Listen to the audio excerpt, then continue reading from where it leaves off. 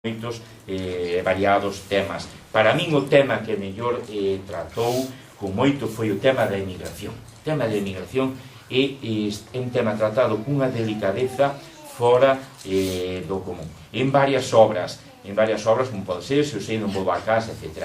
E non só se parou no problema individual, senón no problema familiar, no problema colectivo, no problema de Galiza. Incluso aproveitou esta emigración para criticar a propia guerra. Isto podemos encontrar perfectamente en varias obras, como pode ser Se eu sei non volvo a casa, Xustiza dun muiñeiro, etc. Fixadevos que, como di, isto di unha persoa con sentimento e claridade. Di un actor da Xustiza dun muiñeiro, creo que é desa obra, di: nin país nin patria. En Buenos Aires todos me chamaban galego, cousa que aledaba o meu espírito. E aquí na terra onde nascín é que un día deixei, apuxado por circunstancias, chamanme o americano. Dicir, o mundo ao revés. E ele criticou esa emigración. O mundo ao revés. Alá chamanlle o galego e aquí chamanlle o americano. Iso é, insisto, propio dunha persoa cunha visión crítica e totalmente implicada aquí.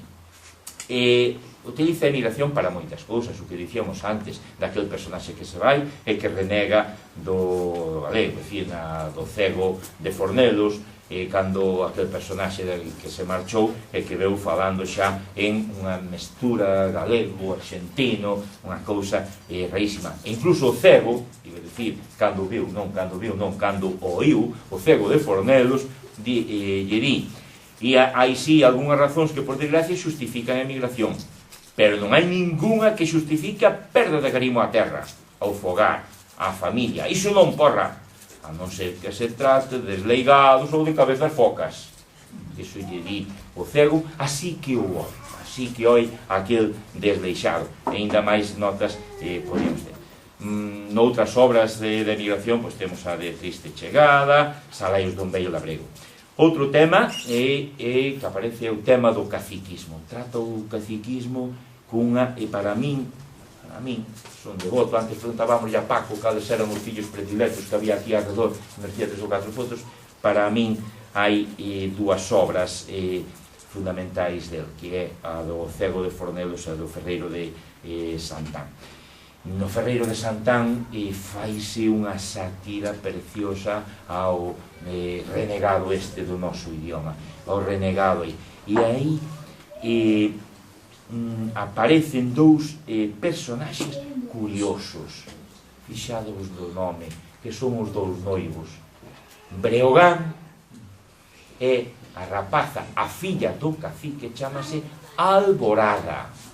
Breogán, o heroe celta, e Alborada, o mencer, o abrente do día. Os dous nenos, a filla do cacique nada que ver co pai, e a Alborada de Galicia. As novas xeracións non son honrosas, non honran ao caciquismo. Entón estes dous personaxes aparecen perfectamente antítese total a aquel cacique que, como dicía antes, o dicía Xaquín Pinto de García Barrio, el Jallejo quasi se me ha esquecido.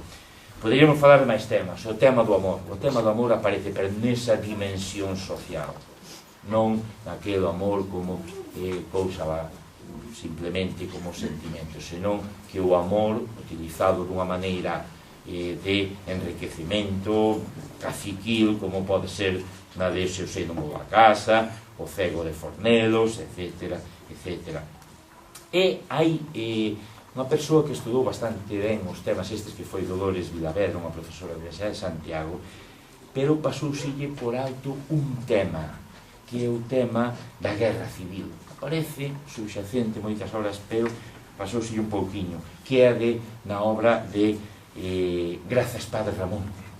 O tratamento que lle dá á guerra, a posición totalmente pacifista de Varela, aparece aquí. Aquí aparece unha temática totalmente pacifista, antibelicista, unha persoa preocupada pola clase traballadora, polo sufrimento da clase traballadora, pola polo saber, que dicía eu antes, aludía, dicíalle o encargado ali da mina, a este rapaz hai que matalo porque xa empezou a pensar, xa utilizou o verbo pensar, utilizar o verbo pensar este rapaz, xa non nos interesa, xa empezamos a pensar. E bueno, xa, incluso xa, abreviando, podíamos falar de máis temas, e polo que respecta á forma, poderemos ver que non foi un gran actor dándolle o desenlace ás obras. O importante del era a presentación e o non. Pois o desenlace, pois, ás veces acaban da maneira pois máis inverosímil que podamos ver, etc. Pero é un home que o teatro para el era o que ten que ser o teatro en un principio, para ser posta en escena. E hai un rasgo moi importante que encontro na súa estética, que é o tratamento que fai das acotacións escénicas. É un auténtico obcecado coas acotacións escénicas. El non quería deixar nada ao abeiro dun director da obra. Ele explicaballe todo, incluso chega en acotacións escénicas a explicarlle como vai evolucionar psicolóxicamente un personaxe. Algo increíble. Iso era, posiblemente, iso fose herdado do propio Castelao, porque Castelao, cando foi a posta en escena del Vello de Enamorarse, que ele foi o director da primeira edad, Castelao, o apartado estético, levou un noel, as máscaras, as pintou, as utilizou e tal. E Varela Buxán quizás influído por eso e non deixa nada ao abeiro dun director. Ele explicalle todo. É dicir, chega incluso a dicirlle dun personaxe, nunha acotación escénica, di, os abusos dos malos políticos fixeron del un home rutinario, mecánico, pesimista, sin carácter, até finar o primeiro acto feito, que chamaba feito, non? É dicir, chega incluso a utilizar as acotacións para iso, é dicir, era un auténtico obsesionado coa posta en